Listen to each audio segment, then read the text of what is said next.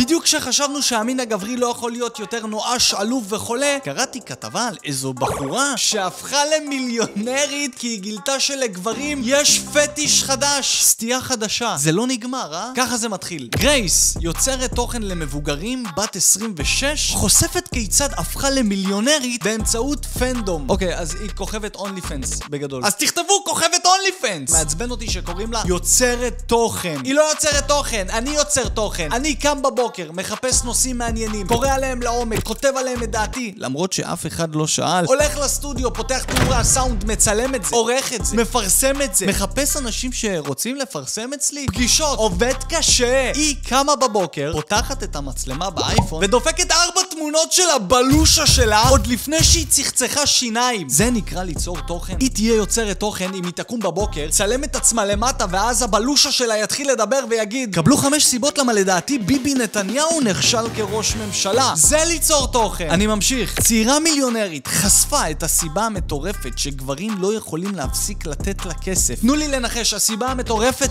זה שהם חרמנים והם חושבים חשפה את הסיבה המטורפת. גרייס לובשת אחרה, חיה את חיי החלומות שלה שהיא עצמאית כלכלית וטסה ברחבי העולם, בעוד שהיא עובדת באופן קבוע ליצירת תוכן לאתר המנויים שלה. עובדת באופן קבוע ביצירת תוכן. היא לא עובדת והיא לא יוצרת תוכן. איך אפשר להשוות אותה נניח ללוקאץ'? הבן אדם מסתובב בכל המדינה במסעדות שמשרד הבריאות לא שמע עליהם, אכל דברים שיצאו מצ'יפסרים שלא החליפו בהם את השמן קרוב לשנתיים, והסתכן בקלקול קיבה רק כי אנחנו רצינו לראות אותו לועס ואומר שזה קראנצ'י. איך אפשר להשוות אותה לגיא אוחמן? הבן אדם מסתובב בין אנטישמים בעולם ולא מסתיר אפילו שהוא יהודי. יש לו דגל עם מגן דוד על הכתפיים ואף יהודי על הפנים, והוא הולך בלי פחד ומביא לנו תוכן הצגה. היא לא יוצרת תוכן. במקסימום היא חשפנית עם ידע במחשבים. יש הבדל. לקרוא לבחורה הזאת יוצרת תוכן זה כמו שקראו לבן אדם שקנה תחפושת והחליט שהוא כלב אמיץ. קראו לו אמיץ. זה אמיץ? זה גמור בראש. לקרוא לו ככה מוזיל את המילה אומץ. אם קוראים לו אמיץ, אז איך קוראים ללוחם אש שנכנס לבניין בוער ומציל ילד קטן מהלהבות? גם אמיץ! שניהם אמיצים! איך? אחד צריך לקבל צלש והשני צריך לקבל אשפוז בכפייה? זה לא אותו דבר. חלס לשחק לנו בראש. על החלש אומרים חזק ועל החזק אומרים חלש. עולם הפוך ראיתי. היא מצליחה להגדיל את חשבון הבנק שלה באמצעות פטיש מיני אחד שהיא מעולם לא שמעה עליו. גרייס היא כעת פמדום או דומיננטית פיננסית, שזה אומר שיש איזשהו אדם שנהנה ונדלק מזה שהיא שולטת בו שליטה פיננסית. לקוח אחד ממלבורן נתן לה שליטה מלאה וגישה לחשבון הבנק שלו, האיש האנונימי שפשוט מכונה סלייב